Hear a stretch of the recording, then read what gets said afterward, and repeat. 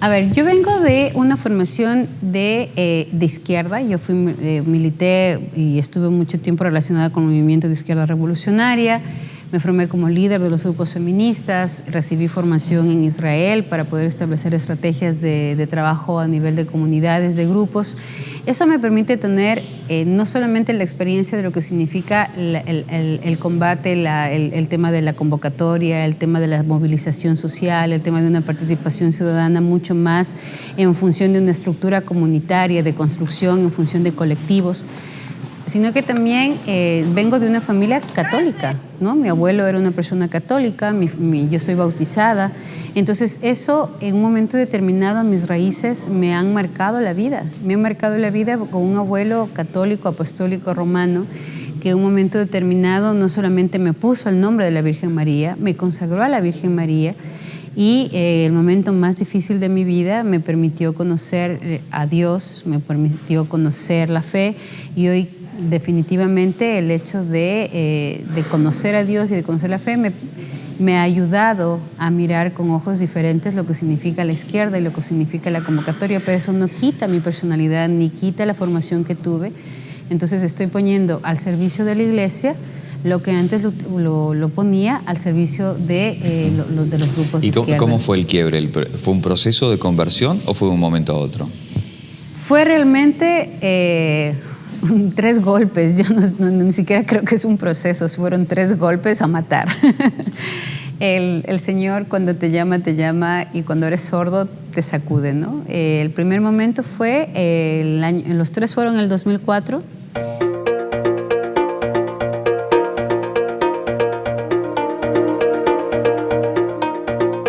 Empecé a trabajar en el Fondo de Población de las Naciones Unidas como consultora, hice una consultoría y empiezo a generar una serie de procesos que tenían mucho éxito, la metodología funcionaba, el proceso funcionaba muy bien, pero cuando evaluamos el resultado fue totalmente negativo. Distribuían anticonceptivos, píldoras de después, preservativos. Textos escolares, formamos profesores, formamos educadores, formamos médicos, distribuimos anticonceptivos, elaboramos documentos, elaboramos textos para distribución de anticonceptivos. Dejar la escuela, cambiar pañales, que la leche, la ropita, interrumpir tus sueños, son las cosas a las que te exponen un embarazo en la adolescencia. Cada vez que hay relaciones sexuales sin protección, puedes exponerte a un embarazo.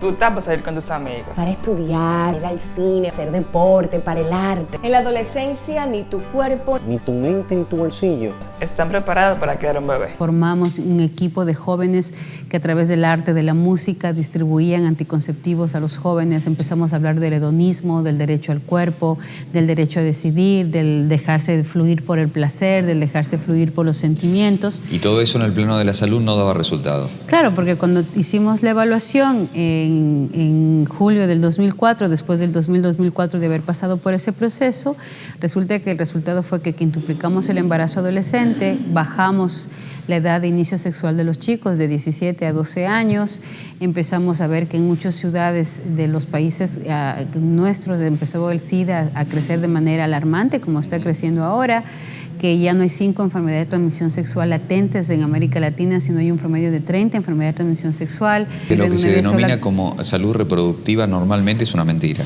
Es una mentira, es un negocio que vende muy bien, que tiene unas leyes muy buenas a su favor, pero que mata jóvenes, enferma jóvenes y mata mujeres. Eso lo veían ustedes en el trabajo de campo que hacían en Ecuador. Exactamente, lo evaluamos, lo analizamos y yo dejé el proyecto de ese 2004. Podemos cambiar, invirtiendo en educación, salud y asegurando el acceso a servicios de salud sexual y reproductiva y a métodos modernos de anticoncepción. De una manera directa me tocó vivir el aborto de una amiga. Yo la acompañé a abortar, estuve junto a ella y pude ver realmente lo que le hace un aborto. A pesar de haber difundido, trabajado, promovido el aborto, nunca había visto un aborto. Y cuando las mujeres pro vida me presentaban las imágenes de bebés destrozados en el aborto, yo me reía porque decía que no es verdad, que eran células, que eran coágulos, que no era que no era verdad que había un niño ahí en el vientre de una madre.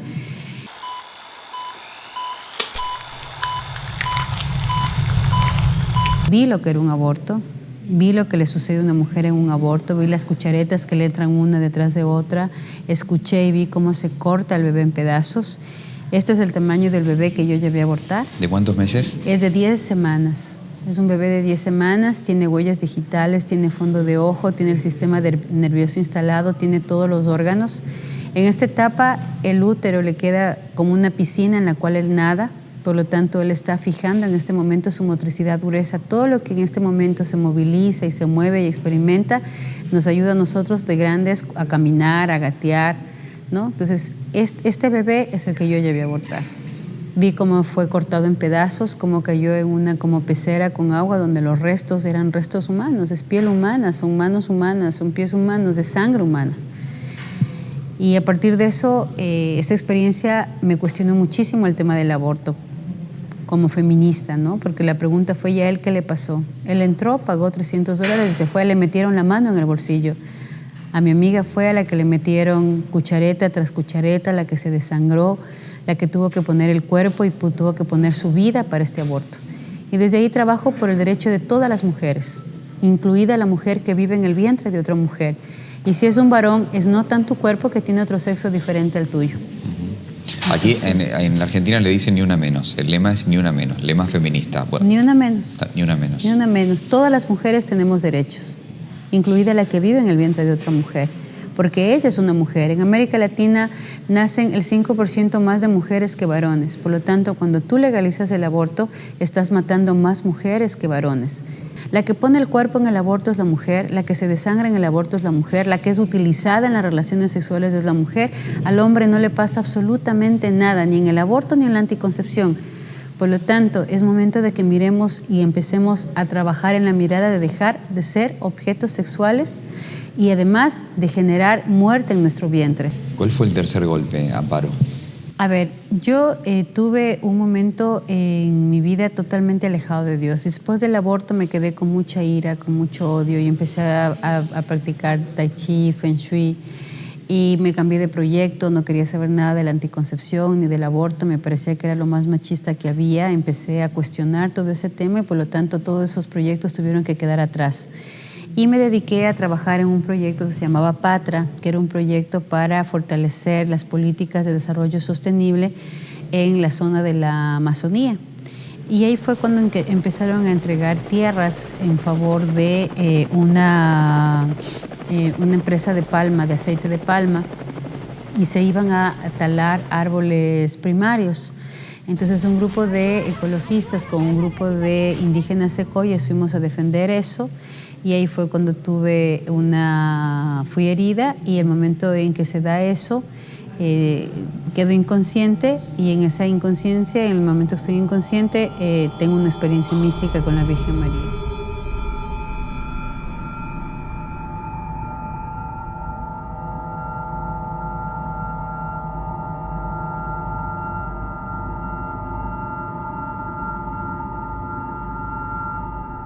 En el momento que quedé inconscientemente fue el saber que si yo me moría ese instante, yo me iba a condenar en el infierno. Pero no porque había hecho algo malo, sino porque había ofendido a Dios con las cosas que había hecho. Entonces yo pude mirar de manera directa y de manera frontal cada uno de mis pecados en el cuerpo del Señor.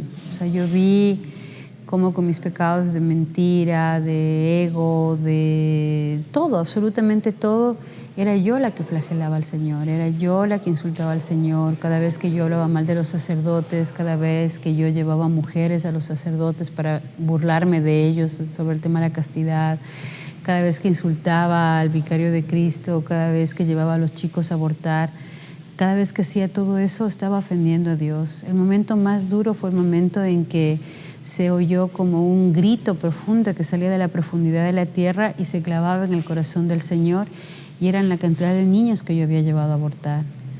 Entonces eso, si no hubiera sido a nivel espiritual todo lo que estaba viviendo, yo creo que sí me hubiera desintegrado del dolor que eso te produce, porque no lo ves en ti, ves en el cuerpo del Señor y ya no lo puedes parar.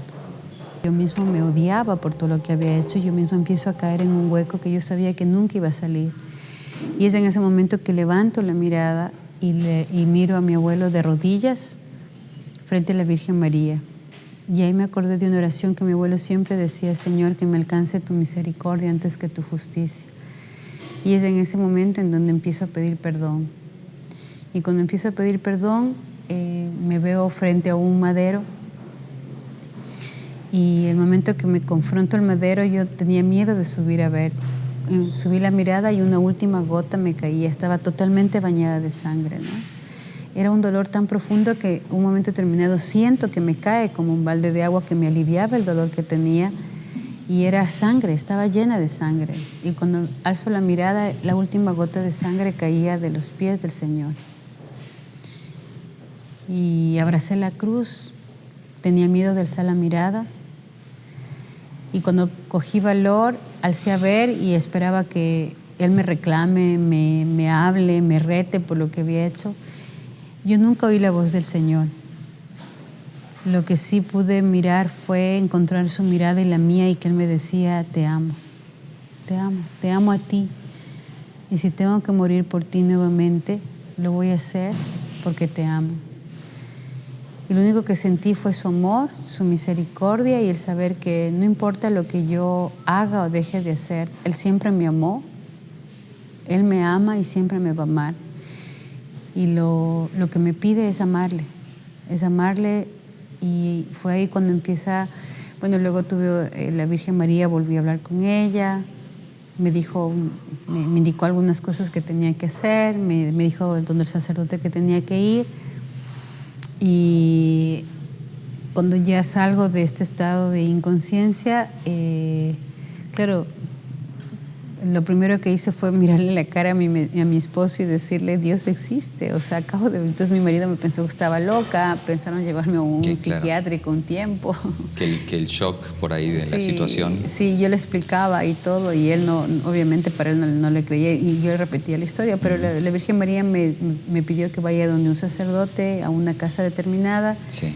Fui donde ¿Alguien él, que vos no conocías? No, nunca, yo nunca sabía nada, o sea, para mí la iglesia era un mundo totalmente contrario a mis principios de esa época, y la Virgen me pide que me acerque a un sacerdote, se llamaba el Padre Ramitos, en una casa de la compañía. Y claro, cuando llegué, efectivamente el Padre existía, me acerqué y pregunté por él. Cuando él sale, le digo que la Virgen María me manda. Y claro, mi marido decía, vas a ver que te van a votar, eso no puede ser, no existe. Y claro, mi marido se queda frío. El rato que el Padre Ramitos me queda viendo, le digo, la Virgen María me manda, le conté un poco lo que había pasado. Él se arrodilla y dice, bendito y alabado sea el Señor, porque había una hija perdida y hoy hay una fiesta en el cielo porque ha vuelto a casa.